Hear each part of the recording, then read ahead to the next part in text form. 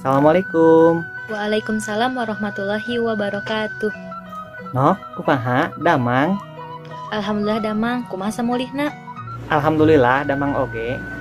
Nok, kumaha di Garut? Rame tuh liburanna? Boro-boro liburan. Kapan masih PSBB? Jadi tiasa liburan. Aldi di kumaha di Sukabumi, nah tos tiasa liburan. Sami teu acan nok. Padahal matos atuh hoyong kalongok situ gunung. Situ gunung, anu aya jambatan gantung panjang tea. Tah eta bener pisan nok. Atuh mun aya waktu mah ajakan abdi sareng barudak kampus urang kadinya nya al. Mangga di atas di Sukabumi pokoknya namanya. Salianti jambatan gantung aya naon deui di dinya teh al. Nya aya situ atuh nok. Ari Aldi, atuh puguh eta mah dina ngaranna ge situ gunung nya pasti aya situ. Tos lami tengah reuyan nok. Tah nok, di situ gunung teh lian ti aya jambatan gantung anu pangpanjangna di Asia Tenggara, oge aya curugna, villa, tempat camping, jeung di sabudeureunana teh aya paranti outbound. Aduh, pokoknya mah matak sono lah hoyong kadinya. Aduh, mungkin kabita wae hoyong kadinya. Muhun atuh hayu. Onya moal mah urang Jakarta, Bekasi, Bandung oge tos seueur anu ka dieu no. Mohon insyaallah. Tapi abi mah penasaran, situ gunung teh situ alam atau lain? Nah, Aldi mah terangna eta situ teh lain situ alam, tapi situ jinan manusia. Cenah mah eta situ teh diwangunna ku bangsawan Mataram anu keur jadi buronan Walanda mangsa harita. Jenenganana teh Rangga Jagat Syahadana atau ku urang dieu mah sok disebut Mbah Jalun nok. Nah, Mbah Jalun teh ngabukbak eta leuweung jadi situ lantaran kataji ku sumber caina anu canembrang herang.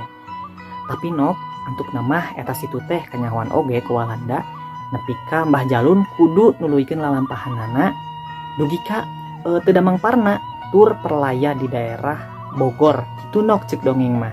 Oh, gitu. Tapi sayanya ayeuna mah tos kakoncara jadi potensi wisata oge nambahan pendapatan daerah keur Sukabumi. Alhamdulillah nok. Ari di Garut aya naon wae wisatana nok? Sugan we ali diajakan piknik kadinya.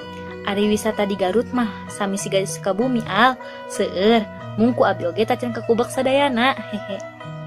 Wisata di Garut rea pisan ti mimiti curug, leuwi, situ, kampung adat, candi, laut, jeung upama wisata nu kaayeunakeun nu kakoncara mah aya Pamandian Cipanas, Kebon Mawar Situ Paha, Kampung Amsterdam Daih Manggung, Papandayan Camping Ground, jeung sajabana. Hayu atuh bade ameng ka wisata nu mana? Ali mah hoyongna ka tempat wisata teh anu lian ti bisa popotoan, oge aya unsur edukasina kitulah nok. Aya sababaraha wisata anu miboga unsur edukasi. Salah sahijina nyaeta aya Candi Cangkuang. Wah, di Garut teh aya candi? Kumaha kaayaan jeung sejarah Candi Cangkuang teh nok? Nya aya atuh al. Tah, Candi Cangkuang teh nyaeta salah sahiji candi Hindu nu aya di wewengkon Jawa Barat. Pernah nama di Kampung Pulo, Desa Cangkuang, Kecamatan Leles, Kabupaten Garut. Eta candi teh cenah mah ayana ti abad ke-8. Mung kapanggih ku panalungtik teh ping 8 Desember 1866 nu mangrupa makam jeung arca siwa. Sanggeus ditalungtik wangunan candi teh nu kapanggih mung 40%. Wangun Candi Cangkuang mah hiji candi anu basajan tapi miboga unsur kaendahan. Eta candi ayana di hiji daratan anu sabudeureunana dilingkung ku situ. Eta situ ngaranna Situ Cangkuang. Leuh, kudu teu langsung nepi ka candi, kudu ngaliwatan heula situ. Kumaha carana tah supaya bisa ngaliwatan eta situ nok? Nya hiber atuh al. Alah hiber. Heureuy. Mun urang hayang nepi ka candi, nya urang kudu numpak heula rakit nu geus disayagikeun. Tapi wayahna kudu mayar heula kurang leuwih Rp5.000. Nok, ari disabudeureun candi aya naon wae? Tah, mun urang ulin ka Candi Cangkuang, sanggeus turun tina rakit, samemeh asup ka candi, urang bakal ngaliwatan heula hiji kampung adat nu ngaranna Kampung Adat Pulo. Di Kampung Pulo aya 7 suhunan imah. Mung nu hiji imah wangunna siga tajug. Lian ti eta, samemeh asup ka candi, urang bakal ngaliwatan heula pedagang anu ngajual rupa-rupa pernik dahareun jeung sajabana pikeun dijadikeun oleh-oleh. Kiwari mah jajalaneun rek asup ka Candi Cangkuang geus dihias tur ditata supaya ngirut wisatawan ku aksesoris jeung tempat foto anu instagramable. Geus kitu mah asup we ka candi, tapi kudu mayar heula tiketna. Dewasa Rp8.000, mun budak leutik mah Rp5.000. Di gireun candi di Lebah Kidul aya hiji makam, nyaeta makam Mbah Dalem Arif Muhammad. Anjeunna teh kokolot di eta desa nu baheula kungsi perang ngalawan Walanda.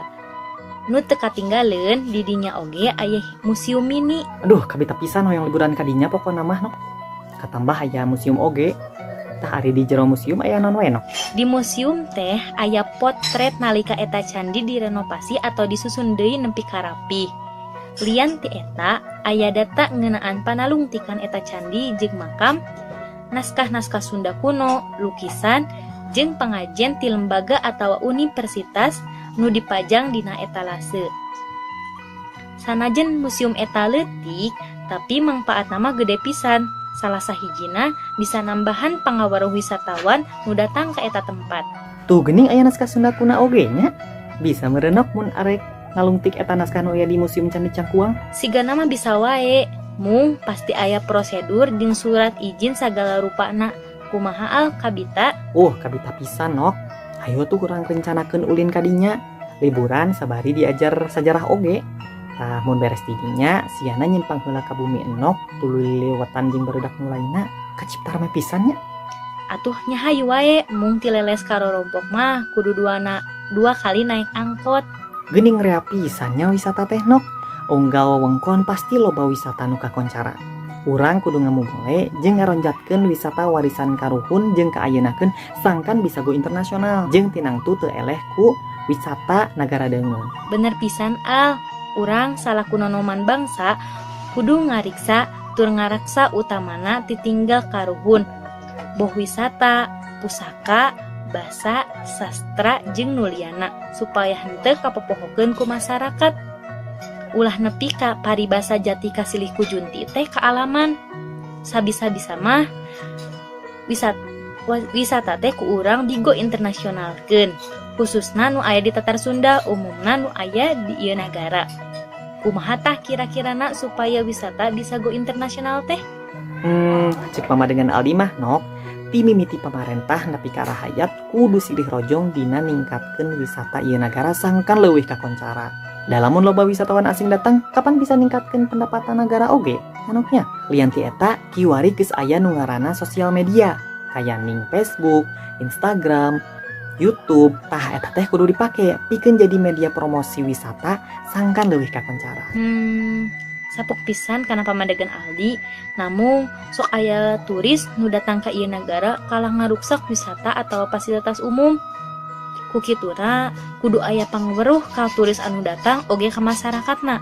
Masyarakat oge kudu ngingetan saupama aya turis nu datang ka ieu nagara tur ngaruksak wisata. Contoh leutikna, mun aya turis nu mican runtasan di mana wae, ku masyarakat teh kudu diingetan ku cara anu sopan. Bener teu al? Bener pisan no. Ya obrolan teh asa kalah ngalir ngidul kieu nya. Tapi keun we lah. Nyaal keun weh da ieu mah obrolan teh pasti aya pangaweruh sanajan saeutik oge. Atuh seula we nyaal, ke lain waktu disambung deui. Nya nok, ke lamun salse mah disambung deui lah. Nuhun pisan ya. Samangsulna al, hatur nuhun oge. Wassalamualaikum warahmatullahi wabarakatuh. Waalaikumsalam warahmatullahi wabarakatuh.